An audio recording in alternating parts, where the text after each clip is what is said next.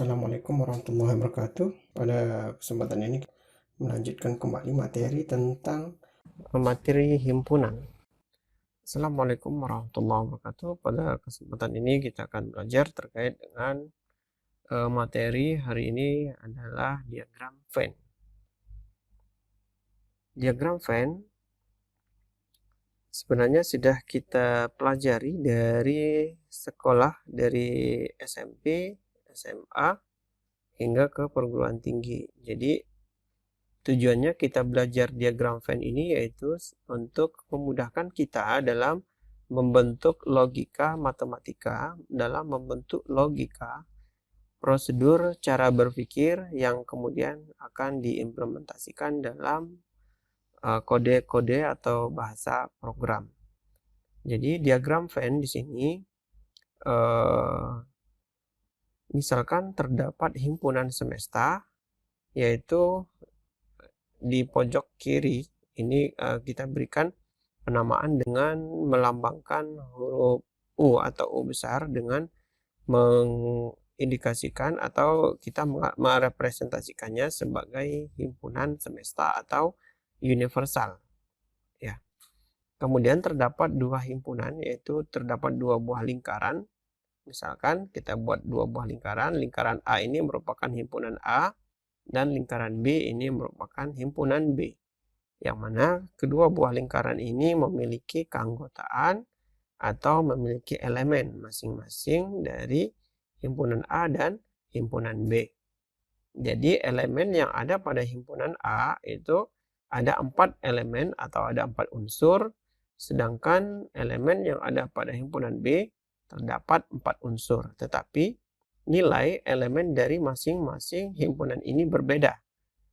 Ya, himpunan A elemennya yaitu keanggotaannya 1, 2, 3, dan 5.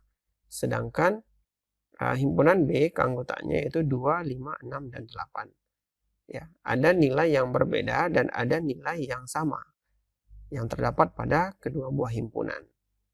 Sedangkan nilai universalnya yaitu 1, 2, 3, sampai 8. Jadi, selain daripada himpunan A dan B, elemennya akan berada di luar dari himpunan A dan B. Jika kita gambarkan seperti yang ada pada diagram berikut, maka gambarnya kurang lebih seperti ini. Ini merupakan himpunan A dan ini merupakan himpunan B. Himpunan A keanggotaannya 1, 2, 5, dan 3. Himpunan B anggotanya 2, 5, 8, dan 6. Jadi ada dua buah elemen yang sama. Elemen yang sama adalah 2 dan 5. 2 pada himpunan A, 5 yang ada pada himpunan A. 2 yang ada pada himpunan B, dan 5 yang ada pada himpunan B. Maka dua buah elemen yang sama dari dua buah himpunan ini akan saling beririsan. Jika kita gambarkan seperti diagram Venn berikut. Ya, akan saling beririsan. Maka A dan B mempunyai anggota yang bersama yaitu 2 dan 5. Anggota yang lain yaitu 7 dan 4 tidak termasuk ke dalam himpunan A dan B karena tidak terdaftar pada himpunan A dan B. Gambarnya adalah seperti berikut. Berikutnya kardinalitas. Apa yang dimaksud dengan kardinalitas? Kardinalitas adalah pengertiannya atau arti dari kardinalitas yaitu jumlah elemen yang ada pada himpunan. Notasi yang biasa dipakai untuk menyatakan kardinalitas adalah seperti berikut. Ada dua cara penulisan untuk menyatakan kardinalitas, yaitu N dalam kurung A atau menggunakan pipa A yang ada di dalam pipa atau pip line atau garis tegak. Misalkan seperti yang ada contoh pada slide berikut. Ya, himpunan B merupakan X sedemikian hingga X merupakan bilangan prima yang lebih kecil dari 20. Bilangan prima yang lebih kecil dari 20 keanggotaannya ada 8. yaitu 2, 3, 5, 7, 11, 13, 17, dan 19. Karena elemen yang didaftarkan pada himpunan B ini terdiri dari 8 anggota, yang mana 8 anggota ini merupakan bilangan prima. Maka kardinalitas dari himpunan B adalah 8. Kardinalitas dari himpunan T adalah 5. Dan kardinalitas dari himpunan A adalah 3. Jadi, bisa disimpulkan kardinalitas ini merupakan jumlah keseluruhan yang ada pada jumlah elemen atau unsur, jumlah keseluruhan elemen atau unsur yang ada pada himpunan. Himpunan kosong. Himpunan dengan kardinalitas 0 disebut sebagai himpunan kosong atau empty set. Disebut sebagai empty set. Notasinya yaitu bisa ditulis seperti berikut, atau notasi atau lambangnya bisa juga menggunakan seperti berikut. Contoh, X sedemikian hingga X, yang mana X lebih kecil dari X, jadi tidak diketahui nilai X-nya berapa. Maka kardinalitas dari himpunan E itu adalah 0.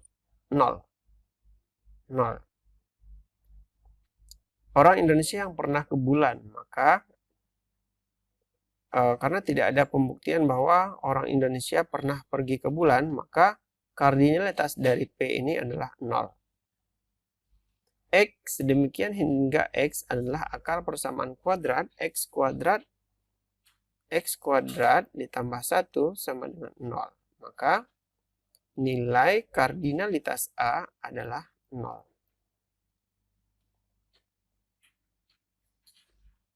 Himpunan kosong. Himpunan yang memiliki simbol atau memuat elemen yang mana elemennya itu dengan simbol berikut. Seperti yang ada pada simbol berikut. Ini himpunan kosong. Istilah daripada kosong, nihil, hampa, atau ketiganya mengacu pada himpunan yang tidak mengandung elemen. Tetapi istilah 0 tidak sama dengan ketiga istilah di atas. Sebab 0 menyatakan sebuah bilangan tertentu. 0 menyatakan sebuah bilangan, yaitu 0 itu sendiri. 0 tidak sama dengan kosong. 0 tidak sama dengan hampa, atau 0 tidak sama dengan nihil. Karena 0 merupakan daftar dari bilangan, yaitu 0 itu sendiri. Himpunan bagian atau subset. Himpunan bagian A dikatakan himpunan bagian dari himpunan B hanya jika setiap elemen A merupakan elemen dari B. Maka ini menggunakan notasi seperti berikut. A merupakan himpunan subset atau himpunan bagian dari B. Notasinya adalah seperti berikut. Himpunan yang sama. Himpunan yang ekivalen. Himpunan yang ekivalen, himpunan dikatakan ekivalen dengan himpunan B jika dan hanya jika kardinal dari kedua himpunan tersebut sama. Jadi sudah kita jelaskan bahwa kardinal itu merupakan jumlah elemen yang ada pada himpunan. Jika jumlahnya sama, maka disebut sebagai ekivalen. Contoh, A keanggotaannya 1, 3, 5, dan 7. Berarti kardinalnya ada 4. B elemennya A, B, C, D, maka kardinalnya ada 4. Maka ini bisa dikatakan sebagai ekivalen atau ekivalensi dengan simbol berikut. Himpunan saling lepas. Yang dimaksud dengan himpunan saling lepas adalah tidak adanya keterkaitan antara dua buah himpunan. Berarti keanggotaan dari masing-masing himpunan itu tidak ada yang saling berkaitan. Demikian untuk materi terkait dengan himpunan, pokok bahasan himpunan.